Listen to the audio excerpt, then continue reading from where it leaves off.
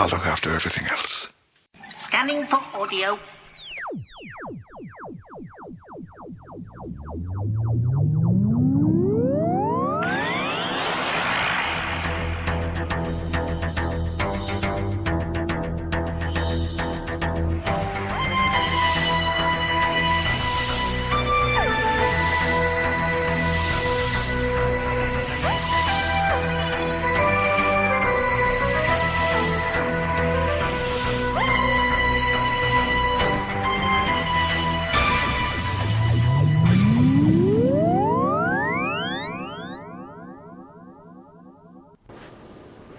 Welcome to a Tin Dog podcast. This time talking about the Return of Doctor Mysterio, the Christmas special. This year I didn't receive any preview access to the story. I won't be receiving any free DVDs. I believe they've stopped giving those out now. No Blu-rays are coming my way. I'm not beholden to anyone. So just like you, possibly not just like you, I sat down on Christmas Day, once everyone had gone to bed, accessed the Skybox, and watched Doctor Who. Not watching it on Christmas Day would have been sacrilege, but watching it when it's on, well, that's just not going to happen, is it? We've all experienced the exciting world of relatives asking questions all the way through, or worse, feeling their judgment. You can feel their decisions, their judgment of the story that's happening in front of them. I've not been feeling great, and you know what? I just wasn't really in the mood for it. So eventually, I watched it, and that's fine. That's perfectly acceptable. But you know, you have to kind of watch it with your rose-tinted glasses, your Christmas specs, let's call them that. Because, we've covered this area before. The Christmas special needs to be a few things. It needs to be lots of things to lots of people. They've tried being, plot-heavy in the past, not always successful. So it's always best to have something that's not as connected. Having a regeneration at Christmas just doesn't quite work. Having it at Easter at least feels, seasonal. How long we've got left of Capaldi's time is beyond me, although I don't think he'll regenerate at the end of this series, or in 2017. 2018, however, I'll get back to you on that one. But then again, what do I know? Literally nothing. Did I enjoy it? It was alright. I like superhero stuff as much as the next geek.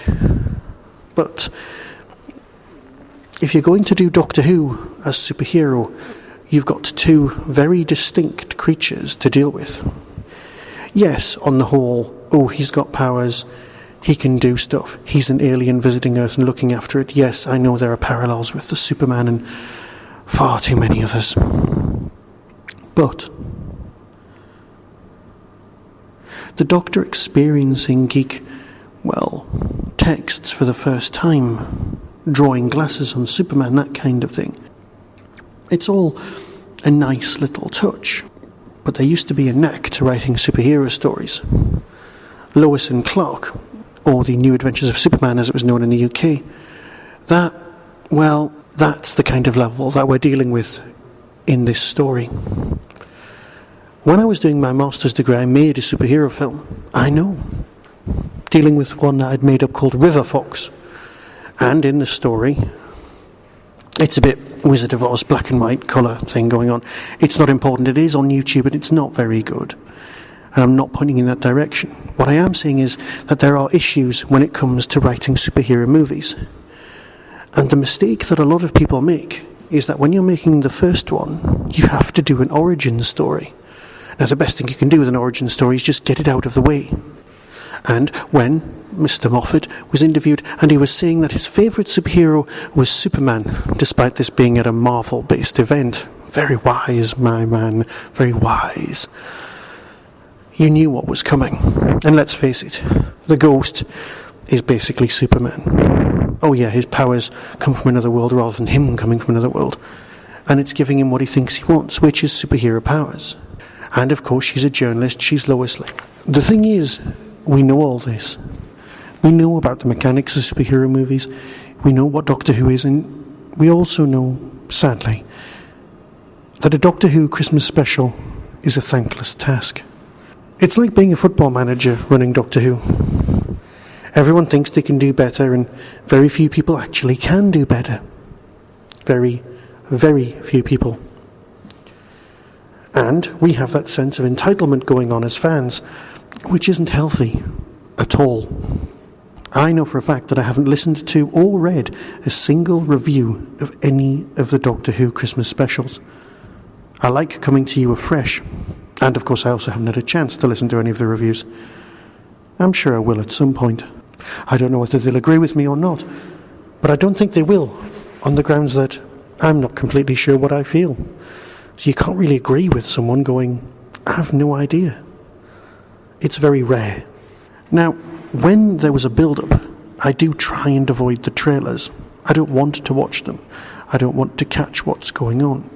Because if it's an excerpt from an episode like Children in Need, you end up sitting there going, yeah.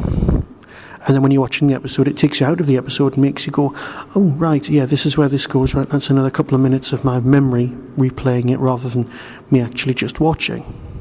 And if it's a compilation, just like the, coming this series, well, you kind of sit there ticking things off. I mean, I used to do that in the cinema. I used to memorise the trailers and then go and see the film and go, right, well, that scene hasn't been yet, this scene hasn't been yet, I'll be waiting for that to happen, oh, this twist hasn't happened. I just can't help it. I'm not a very good member of the audience. I can't switch myself off. So, in order to handle that, I tend to avoid those cutaway moments. But I'm only human, after all. I am a Doctor Who fan. So I had watched them. We hadn't had Doctor Who for 18 months. This was the same length of time that Colin Baker had off before Trial of a Time Lord. Now just think about that.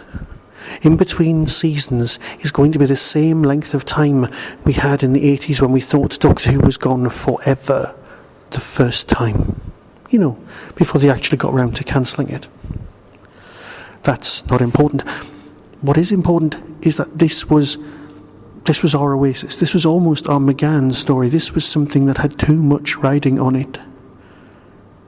And the minute that there's too much riding on something, there's too much pressure, it's going to crumble. It could be a perfectly decent Doctor Who standalone story, and if it was in the middle of a season, it would be fine. Yes, it's got thousands of gallons of potential when it comes to, Big Finish spin-offs and that kind of nonsense, but it's just a story being told at Christmas. The world doesn't revolve around it. Nothing begins or ends or hangs on it. It's just a story. But of course, you're with me. You know that stories are the single most important thing the human race has ever done. It's how we define ourselves. It's how we grow. It's how we think about things. It's how we examine ourselves.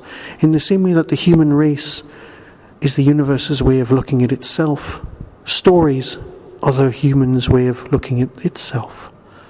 So in a sense, stories are the most important thing in the universe, and they don't really exist. But enough philosophy. That's not important. Again, what is important is, did you enjoy it? Not me. You don't want you to hear my review. It was all right. It was fine. My wife wasn't impressed when she saw the trailer and she looked at the effects and went, ooh, that's a bit poor. Impersonating Vic Reeves is possibly the worst thing that anyone can do when they're talking about special effects. And this is a woman who married me and has put up with the special effects of classic Doctor Who. You see, when they said, look at Christopher Reeve, you will believe a man can fly. Well, we didn't really, did we? Yes, it was quite well done.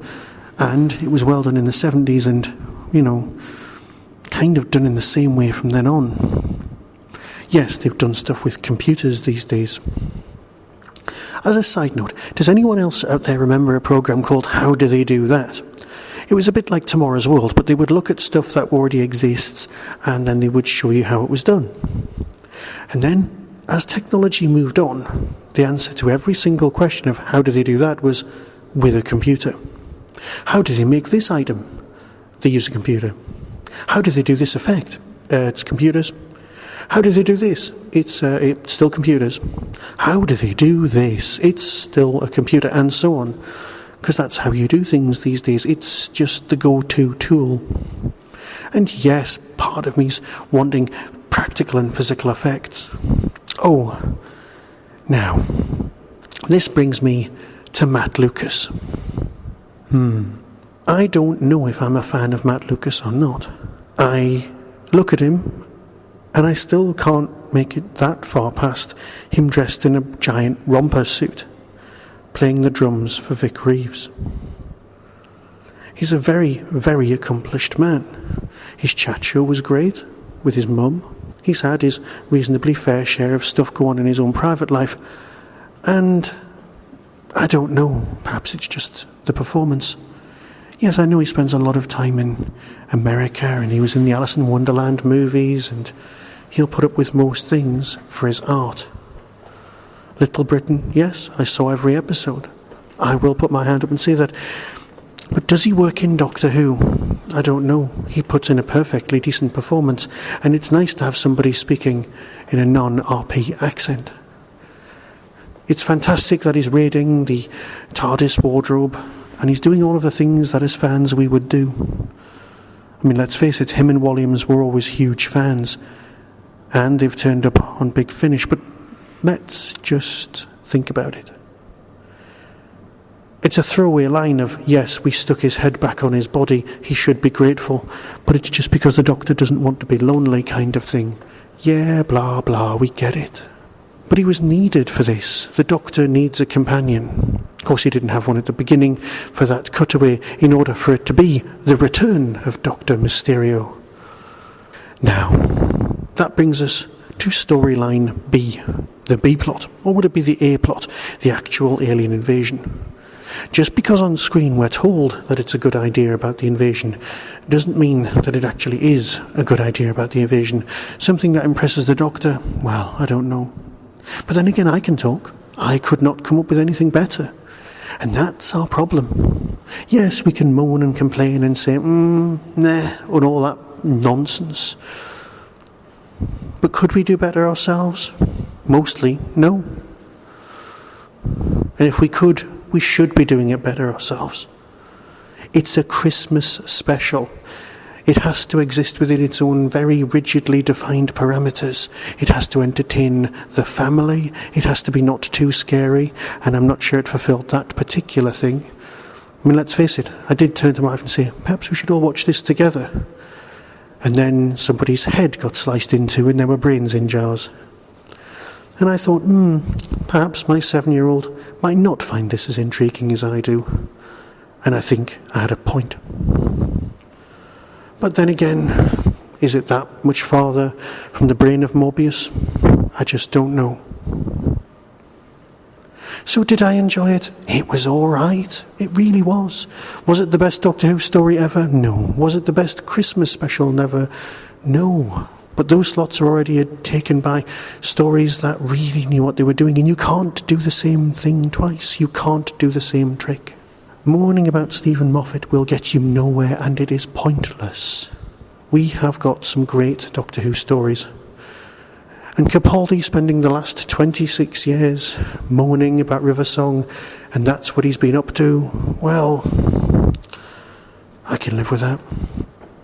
So, later on, I'll be experiencing Doctor Who from this year in the one format that I can absolutely adore. Because for Christmas, I finally got Lego Dimensions. Sure, I will report back, but I will be playing with my tiny plastic K9 and my tiny TARDIS without the side columns, and it'll all be all right.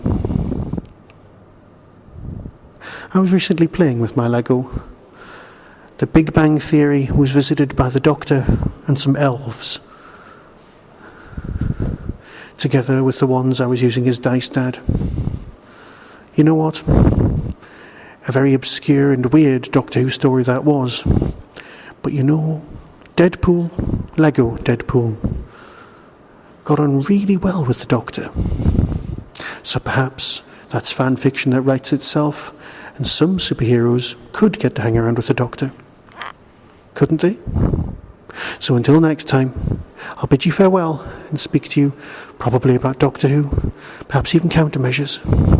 So until next time, be seeing you. That was the Doctor Who Tin Dog Podcast, available on iTunes, YouTube, Twitter, RSS, Vimeo, and across the internet. Doctor Who and its associated properties are all copyright and trademark of the BBC. No infringement is intended. Why not become a supporter by visiting patreon.com/tindog. Contact the show on tin-dog@hotmail.co.uk. The Tin Dog Podcast is a founder member of the Doctor Who Podcast Alliance.